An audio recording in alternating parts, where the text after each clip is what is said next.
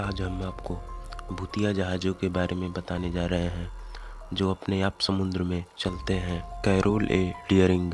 इस जहाज़ को जनवरी 1919 में समुद्र में उतारा गया था, लेकिन आज ये जहाज़ भूतिया जहाज़ों के लिस्ट में शामिल है। जैसे ही इस जहाज़ को समुद्र में उतारा गया तो कुछ समय बाद इस जहाज़ से सारे संपर्क टूट गए और कोशिश करने पर भी कनेक्ट नहीं हो पा रहा था और साल भर तक इस जहाज़ को कहीं भी नहीं देखा गया। लेकिन 2 साल बाद नॉर्थ कैलोरिया के तट पर इसे देखा गया, लेकिन मौसम खराब होने की वजह से इस जहाज को कोई मदद नहीं मिल पाई। और जैसे ही मौसम शांत हुआ, रेस्क्यू टीम ने जहाज को किनारे लगाने के बाद जांच शुरू की तो मालूम चला कि जहाज की दिशा बताने वाला कंपास काम नहीं कर रहा था। और रेस्क्यू टीम जब इस जहाज पर चढ़ी तो उन्हें पूरी उम्मीद थी कि जहाज में कोई लाश या जिंदा आदमी जरूर होगा, लेकिन जहाज में चढ़ने के बाद उनके होश उड़ गए, क्योंकि जहाज में न तो कोई जिंदा आदमी और न ही कोई लाश थी। ये जहाज बिल्कुल साफ था और ये जहाज अपने आप चल रहा था।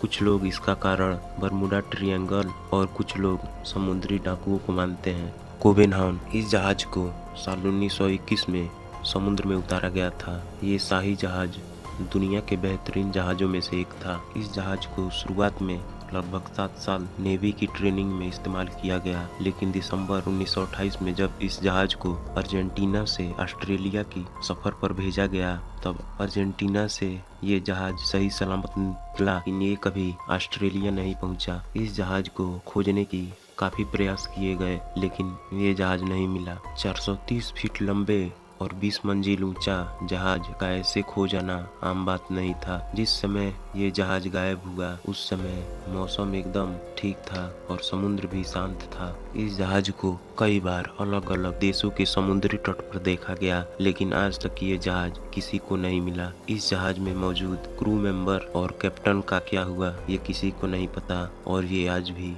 रहस्य बना हुआ है।